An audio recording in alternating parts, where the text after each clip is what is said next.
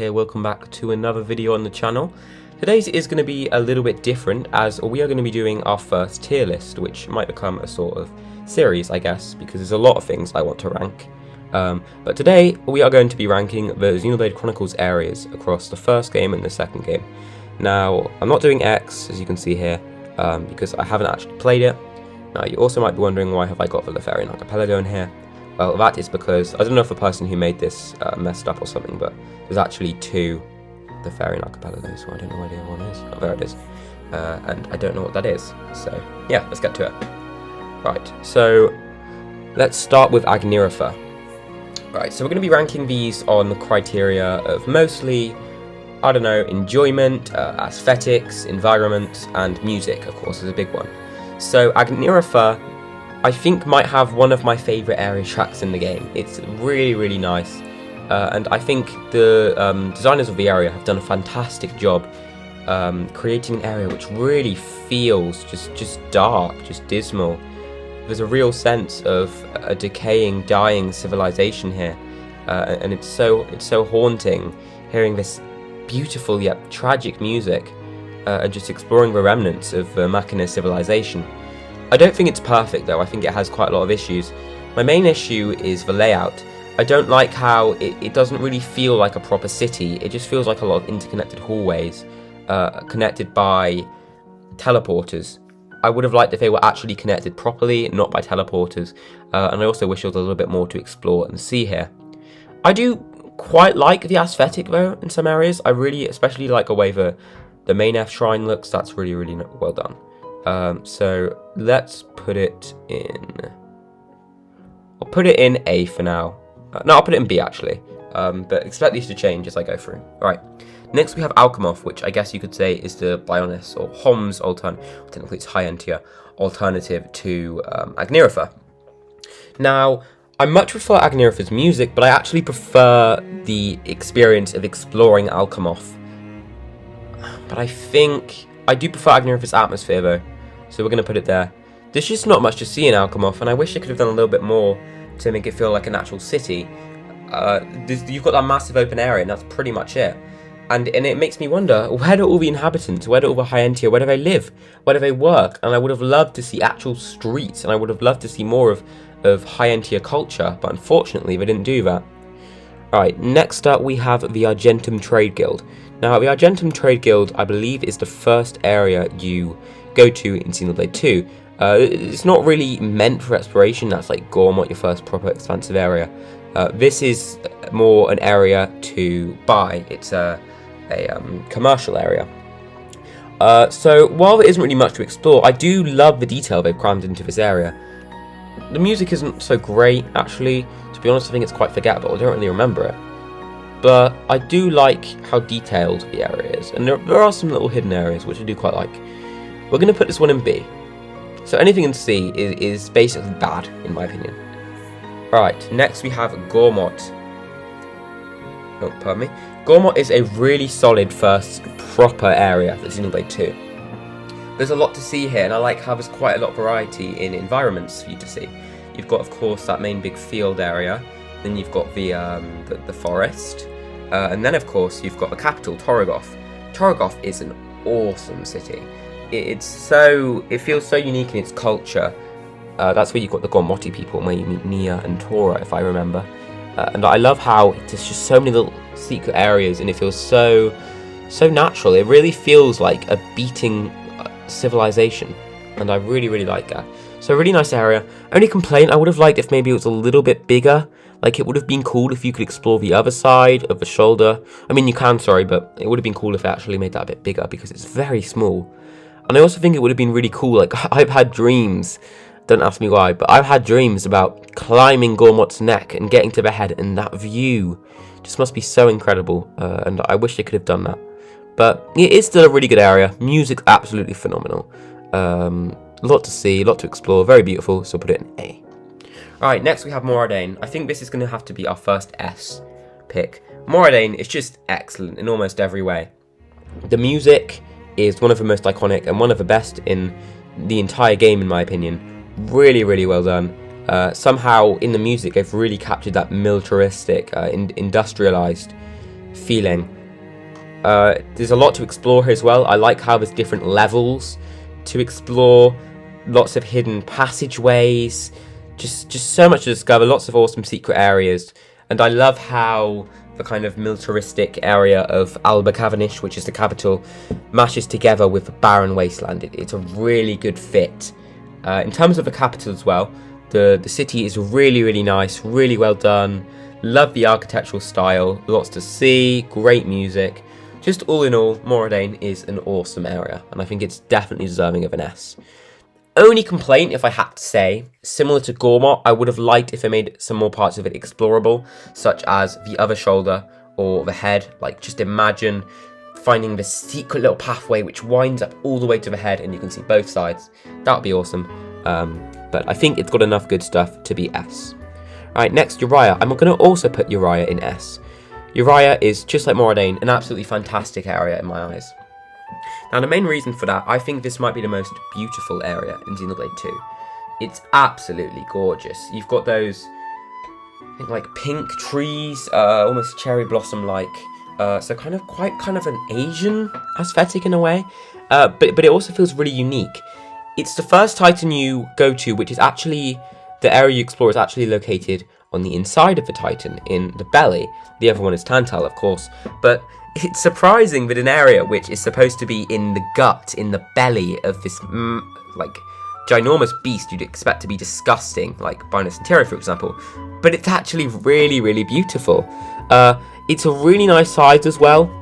Lots of variety in the environment, which is really, really cool.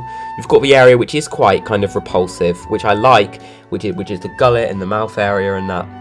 And I love how you've got that, and then contrasting with the beautifulness, that's not a word, but the beautifulness of the main cavern. I've also got to talk about the music here. It's absolutely excellent.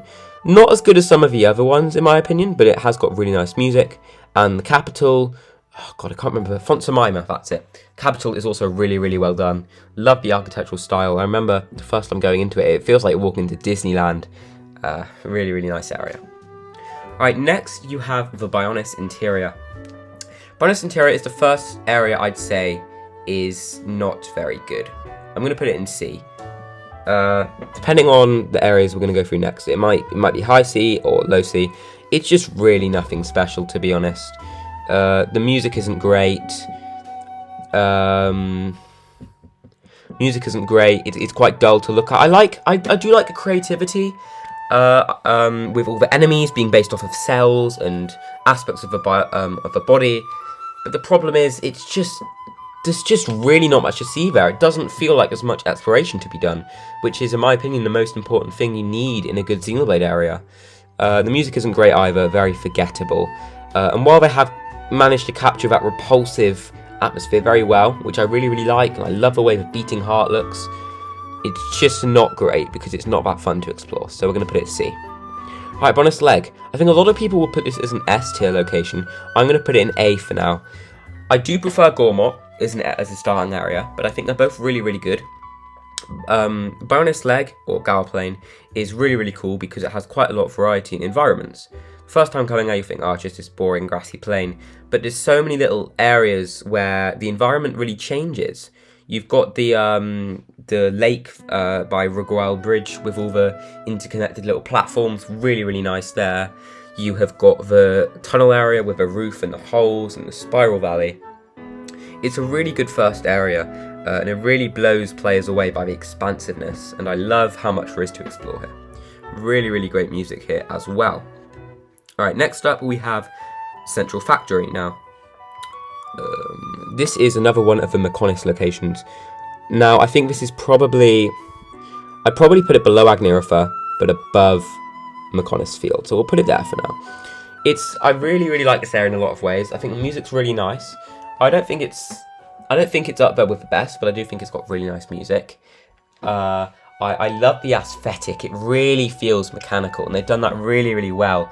Like, there's parts where there's views and you can see all these massive levers and things being pulled, and it just looks so awesome, and you really get the sense that this is the heart of the Magnaforest. They've done that really, really well. For that reason, I'm going to put it here. The reason it's not any higher is because doesn't feel like there's that much to explore here. Again, like a lot of the Mechonis locations, it just feels in a lot of places just like interconnected hallways, and I don't really like that. Next we've got Central Pier. Central Pier's awful. Might be the worst location in the game, to be honest. Just so unbelievably dull, and it's such a shame because it's so near the beginning, and I think it turned off a lot of people away from the game. And once you get past it, the areas and the story just only goes upwards. So I'm going to put it here. I'm really lacking music, not much to explore, very boring aesthetically, and this is where you get Juju back, and Juju is awful, so I'm going to get C. Next we've got Cliffs of Morophor. Cliffs of Morophor is a really interesting location, but I don't think a lot of people were expecting. It's a sort of decaying titan by the side of a world tree, at the edge of the world where there's this massive chasm around the world tree. Now I really like the idea of a decaying, abandoned titan, and I think they captured that quite well. It's just, there's not much to do here. It feels very linear, which I don't really like. I would have liked if you could explore more of it, or if it had more of a backstory, it would be really, really nice. The music's quite cool. I actually like how it's really strange. It's got this almost electronic feeling to it. And it's funny because the actual area itself is not electronic in the slightest. You'd expect to hear it in a Mechonis area, but rather you're hearing it here. I do really like it though. I like the clash between the two. But it's just not that exciting. So I'm going to put it... I think I'll put it there for now. I definitely prefer it to these two. Right, Colony 6. Colony 6 is interesting because in a lot of ways it really just feels like an extension of Gower Plain or Bonus Leg. I believe it has the same area theme and very similar environment. Now, if it wasn't for the construction element, which I will get to in a minute, I would probably put this quite low. Maybe low B or high C. But because of that, and because of how unique that is and how cool a mechanic it is that you can rebuild, have a part in seeing this destroyed town become repaired, I think I'm going to have to put it in high B. So while visually it's quite uninteresting, that is really, really cool. I absolutely love that element, so we're going to put it there. Next we've got Colony 9, which is the other colony in the game. Now Colony 9, I think, is an exceptional starting area. I love how much there is to explore. I love the overall atmosphere. The music is great. So I'm going to put it in... I think it's got to be high B. I mean, the areas above here are really great, and I don't think Colony 9 is quite as good as those, but it's a really, really solid first area. Next we've got RFC. Now, RFC is going to be high A. It would have got S if there was less water. Now, I know I'm sounding like that one IGN review now. You know the one. But I just wish there was more you could actually explore. I think a really good solution to this would be to add more shoreline, because if you look at the map, only like 20% of the map is actually beach, which is explorable. I think there's just too much water, and maybe that would have been okay if you could actually swim faster, or if they added some sort of vehicle which could let you traverse it quicker. Another issue I have with this area is... Actually, no. Sorry, I got a bit confused. I don't have another issue with this area. Let's talk about the good parts of this area, why it is high A. Okay, I think the main reason is I think this is probably the most visually stunning area in the first game. With the one most visually stunning area in the second game being Uriah, although the picture they've chose doesn't look very... It's not a very good representation. Anyway, RFC is an absolutely awesome area in terms of aesthetics. Just day, night, evening, every time of day is so unbelievably beautiful. It's so visually remarkable. You've got the Alchemoff flying in the sky, really, really cool. And I love the idea of the hovering reefs, and that was done really, really well. I just wish there was more of them, as I said, and more to really explore on foot here. Music is great as well. And if there was just more to explore in less water, it would have been in S. But it is a really cool area, and I am thankful for the boldness of Monolith Soft for making the entire sea explorable. Alright, next we have a Fallen Arm. Now, the Fallen Arm, I think, is going to be our first S pick from the first game. Now, why have I put it in S? Well, the first reason is the exceptional music here. I think, other than maybe Agnirefa, I think it might have the best area theme in Xenoblade 1. It's just so beautiful, and it really captures this idea of a tropical paradise which has been abandoned for years. It really captures it perfectly. This is where you first meet the Machina as well, and you first start to suspect that maybe there's more to this story than it seems, and I love that. Really, really beautiful as well. I especially love it at sunset. Love the tropical vibes. Lots to explore as well. I love the, I think, distant fingertip location. That view is incredible. And it's really cool because this is one of the only areas where you're kind of in the middle of the Bionis and the Mechonis, and you can see both of them, and it's so cool. It gives you a completely different view of the world from any other area. Lots to see here. It's really, really pretty. So for that reason, I'm going to put it in S. Alright, next we have, I don't know what one this is. I know there's a space station in Xenoblade 2, but it's top of a world tree. I thought there was like 2 areas to it. I don't know. I think this is the first low orbit station. Let's go off the bias. Let's go off the basis that it is. Right. First low orbit station is a pretty meh location. There's some upsides and some downsides, but I'm going to put it in... I think I'm going to put it low B. Now, the reason I've put it here... First of all, let's talk about what's good about it. I love how you can see the world below. You can see the clouds sea. Although I do think it would have been nice if they made it so you could actually see some of the Titans walking about. That would have been awesome. I also love how I believe Elysium is part of this area. And I just love what they did with Elysium. This whole game, you have been just so desperate to get to this lush paradise, just imagining what it must look like. And you finally get there and it's just gone, just barren. And it's so devastating to the player. And I think that sense of disappointment is captured so well.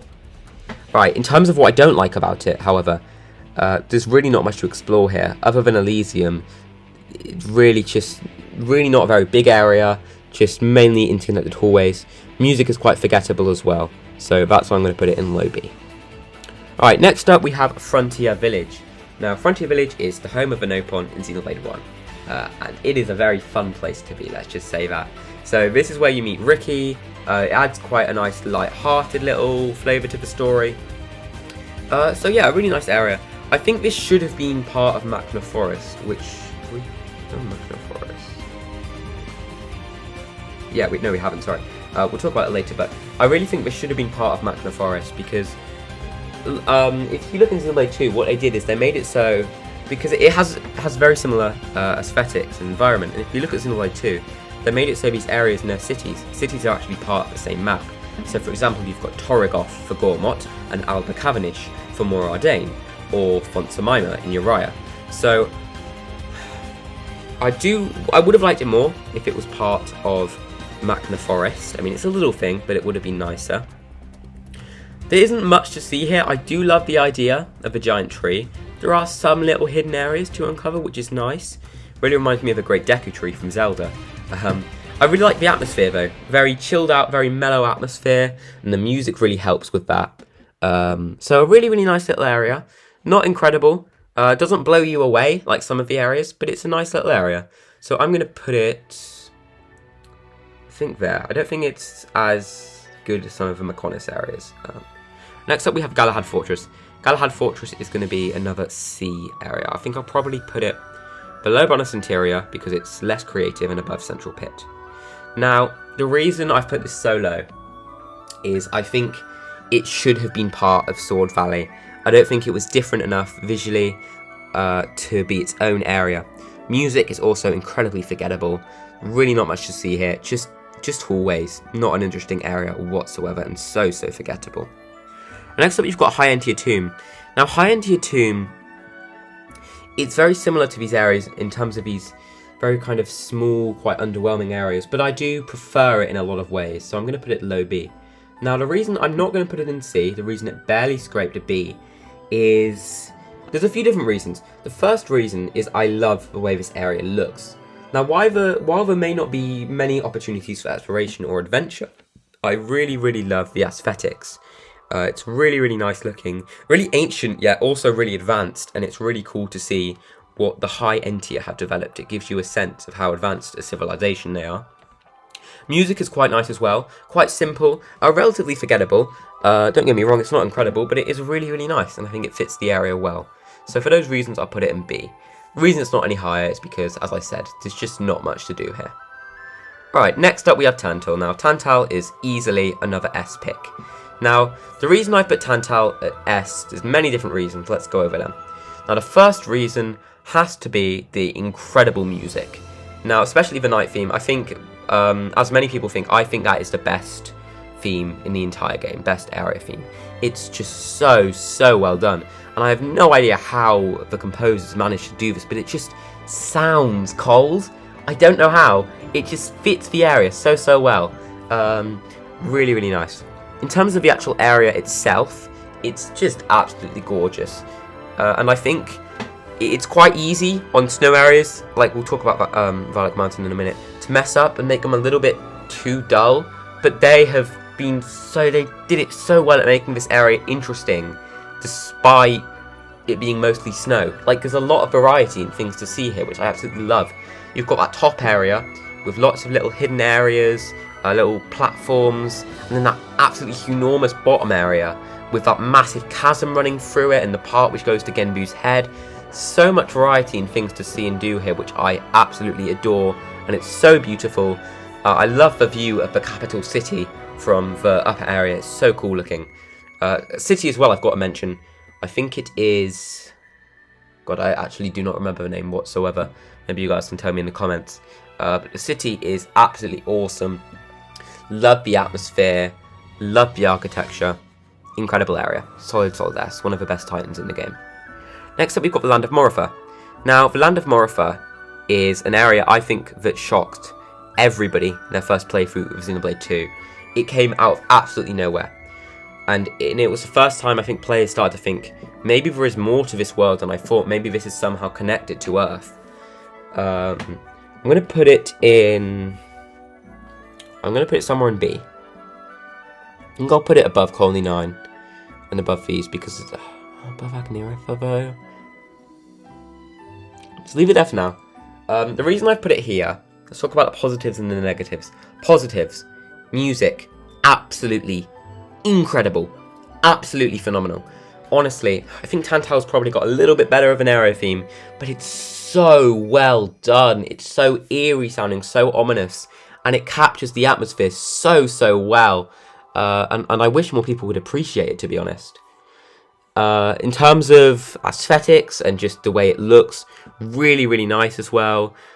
It's kind of this long abandoned city, which I love. I would have liked if there was a little bit more opportunities for exploration, if there were more little branching pathways in the city, because as it is, it feels quite linear. But just based on the shock factor and the atmosphere, I think it probably has the best atmosphere, if that makes sense, of any Xenoblade area ever. And based on that, I think it's at least a high B. Alright, next up we've got Magnaforest. Now, as I was talking about Frontier Village earlier, I was saying that I really think Frontier Village should have been a part of it, because they felt very similar. But Magnaforest itself, I think, is a really solid area. I think I'm going to put it high. I think I'll put it there. Visually, it's nowhere near as appealing as RFC to me, but it is really pretty, and I think on my first playthrough I was just blown away by the scale of it. I mean, you've got that massive area with the waterfall and the massive chasm with a river running through it. Remember on my first playthrough when I went there, I thought, no way is that accessible. I thought I'll jump off and then I'll go into the abyss and it'll teleport me back off. And I jumped and I went down there and I was like, holy crap. Just the scale. That was the first time the scale really blew me away in Xenoblade. The scale of the forest is unbelievable as well. I absolutely adore that. Lots to see, which I really like. Only problem I would have liked if maybe there was a little bit more variety, but you know, actually I think it's probably enough, to be honest. Really cool how the sky is actually the waters of RFC as well. It's something you don't really notice on your first playthrough, but when you go back on your second one, you're like, oh my god, and it's just so clever. Music's really nice as well. Magnaforest is a really solid area with lots to do, so for that reason I'm going to put it in high A. Right, next up we have Mechonis Field. Now I think I'm in the minority for being one of the ones who's not absolutely in love with the area theme here. Don't get me wrong, I think it's pretty good, but I think there are better ones, for sure. And I don't think Mechonis Field in general is that remarkable of an area. I think it's definitely the weakest of the Mechonis areas, so I'll put it there. But there is definitely some interesting stuff here. I do really like that shock factor when you first get in and you just see the whole game. Lots of players, I reckon, were probably wondering what the Mechonis look like on the inside. And just the scale of it is just mind-boggling. It's so cool, that first moment stepping inside. But unfortunately, that novelty seems to wear off quite quickly because it really isn't very expansive. It, again, like lots of the other Mechonis areas, it feels way too linear, and I would have liked if they added more wide open areas to explore. As it is though, it's a pretty solid area, and I'm going to put it in B for that reason.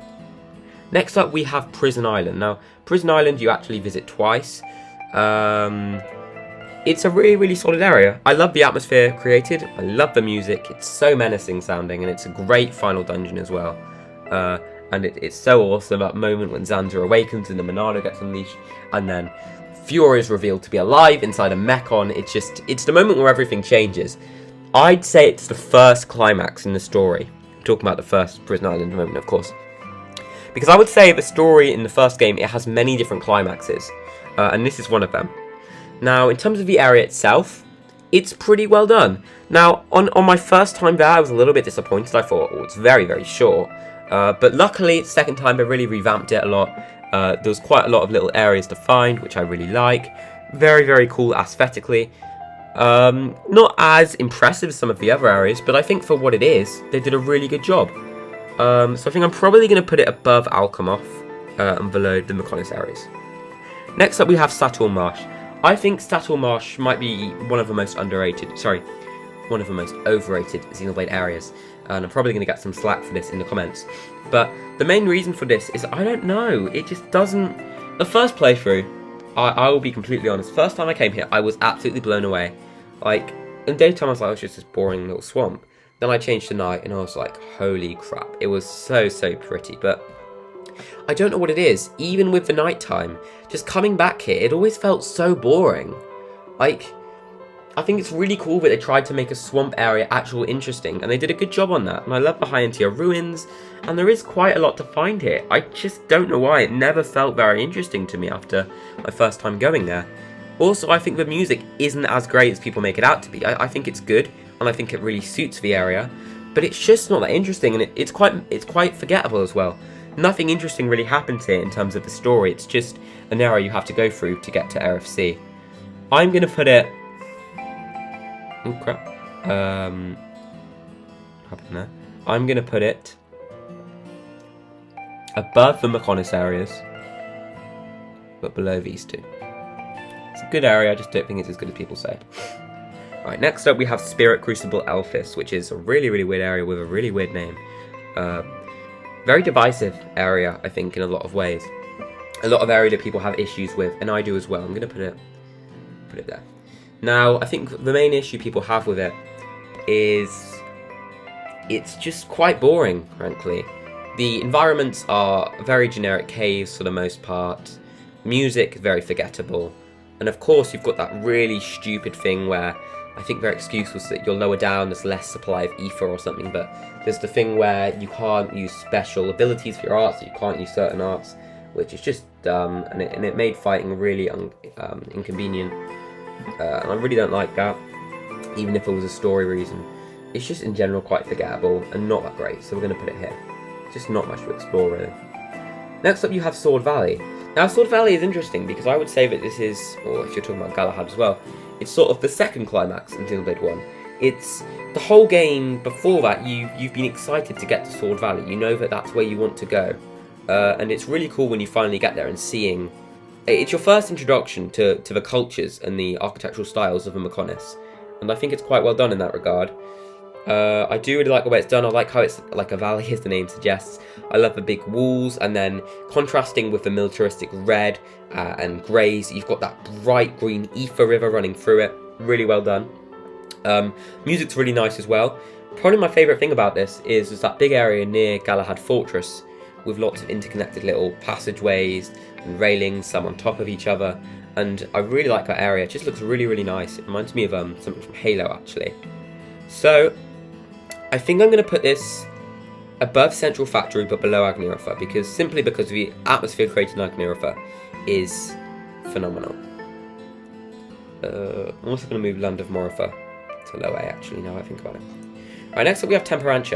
Temperance is an incredibly interesting location, because I think it was one of the areas... So, my first playthrough in Xenoblade 2, I had a lot of the areas spoiled for me, unfortunately. Temperance was one of the ones I had absolutely no idea was in the game, and it really shocked me on my first playthrough. I just love the atmosphere here. Music's really, really great. It really feels like a battlefield. My only problem is that it's quite boring after the first time you go there. There's really not much to see. It's very dull in terms of colours, although I do quite like that. It's okay to have 1 or 2 areas like this in the game because it adds variety. Problem is, a lot of areas in modern games all feel quite like this. They all have colour palettes of brown and greys and blacks. But for what it is, I think Temperance is really, really cool.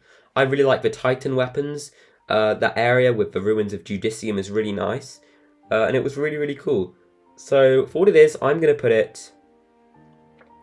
I think there. I think just below the Mechonis locations.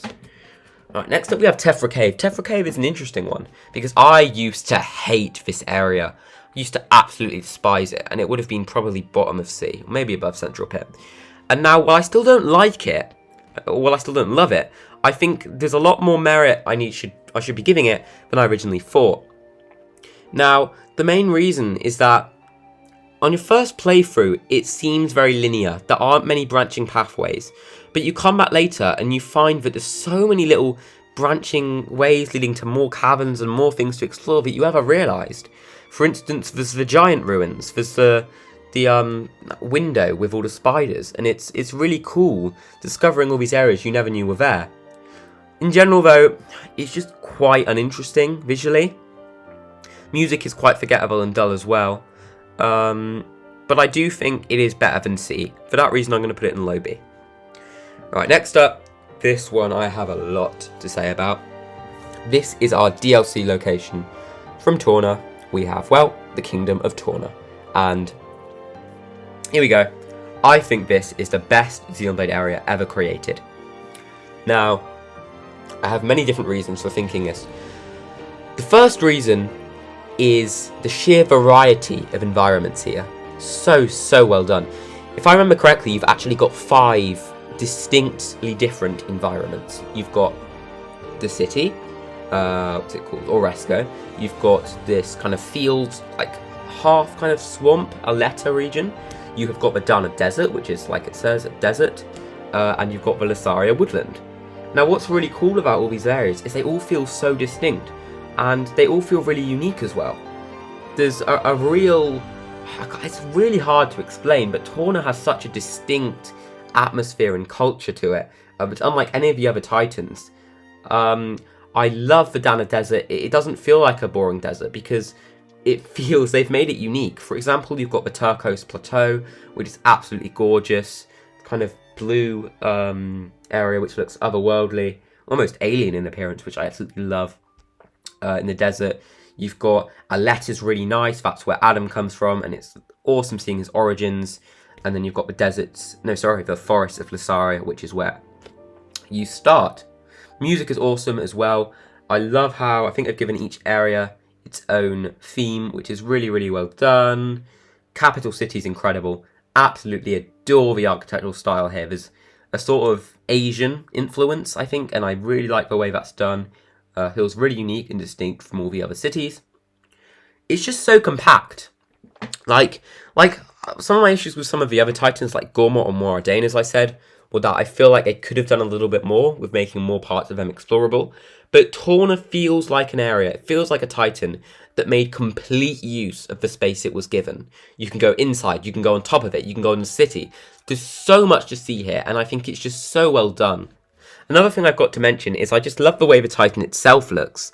I mean, when you first get there, it's not awakened, and you can't really make out what sort of creature it's based upon. But when it awakens, you see that it's this sort of dragon, and it's really, really awesome looking. All in all, Torna is just a fantastic location, and I think easily the best one the Xenoblade series has to offer. Next up, we have Valik Mountain.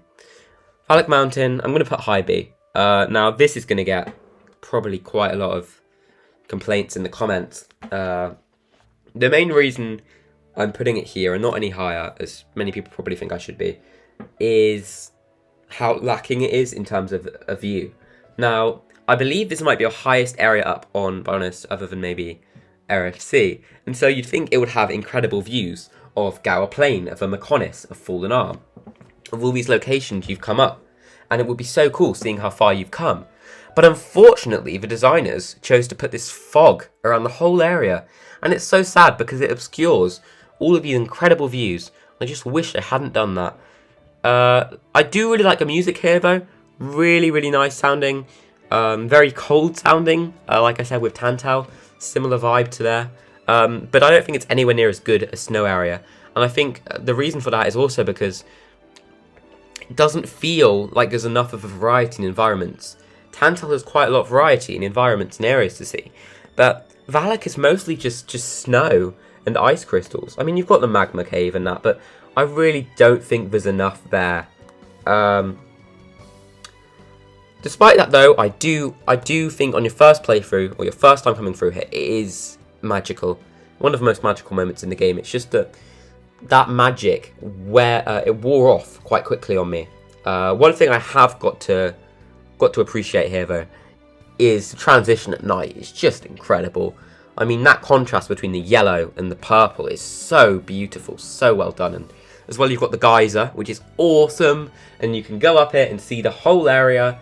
And you've got the ice physics are amazing as well. So overall, a pretty mixed bag. I don't think it's as good as people say, but I do think it's a really solid area. So I'm going to put it there. Next up, we have Indol.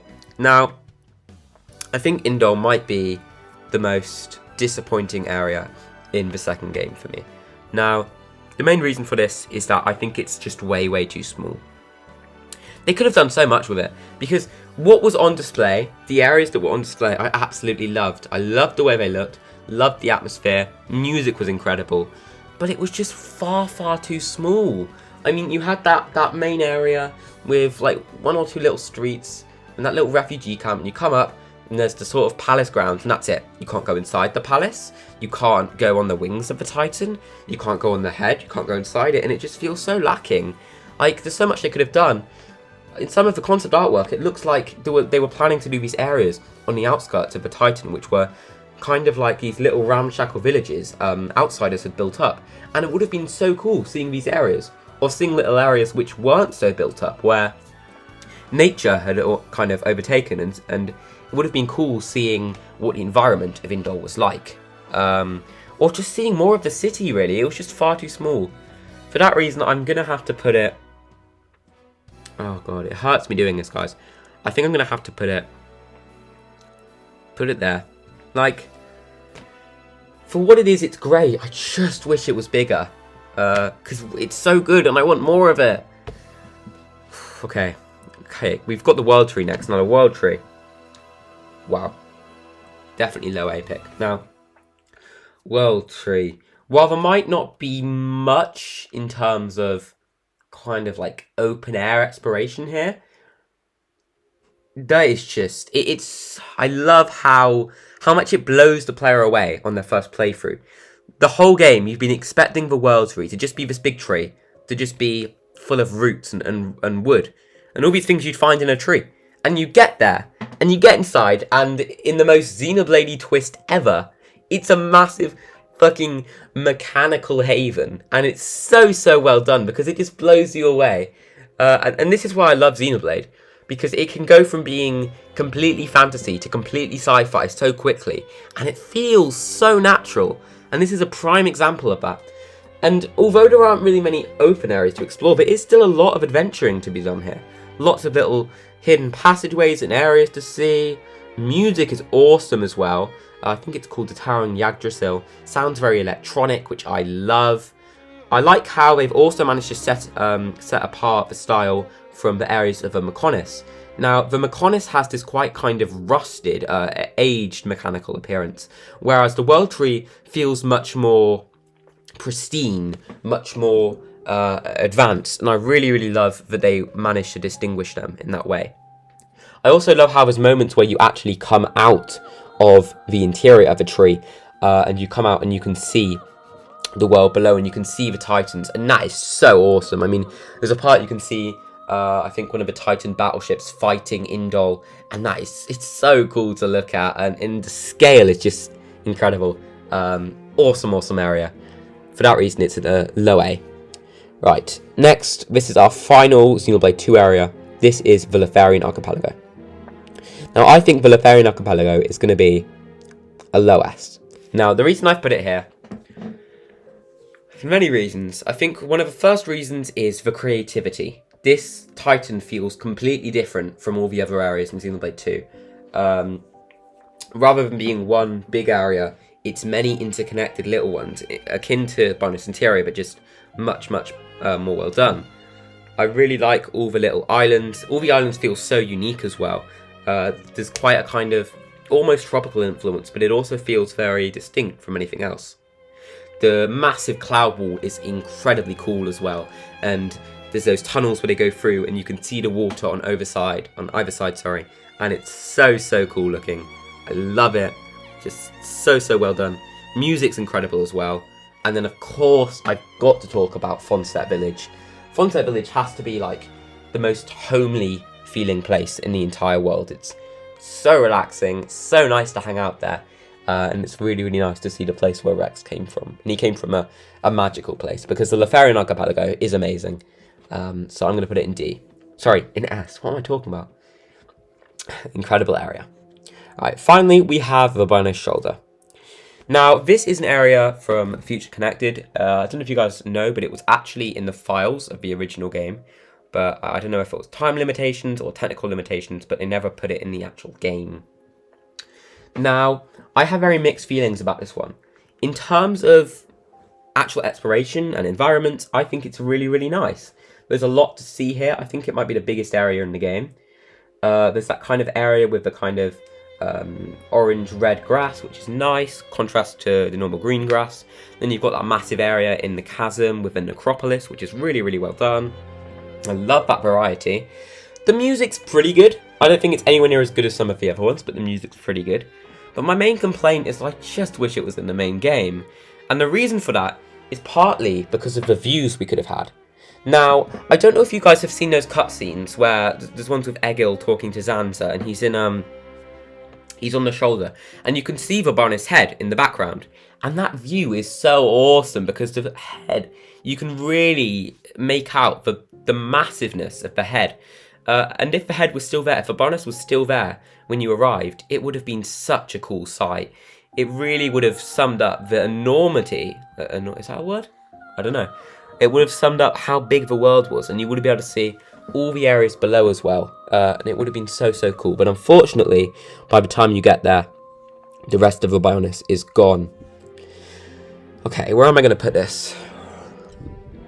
I think definitely a B. I think I'm going to put it a high B. I do prefer it to Valak. But it's not the best. So yeah, that is my ranking, guys. Thank you very much for watching. I'm sorry if I went on a bit of a tangent sometimes, or if it wasn't clear what I'm saying.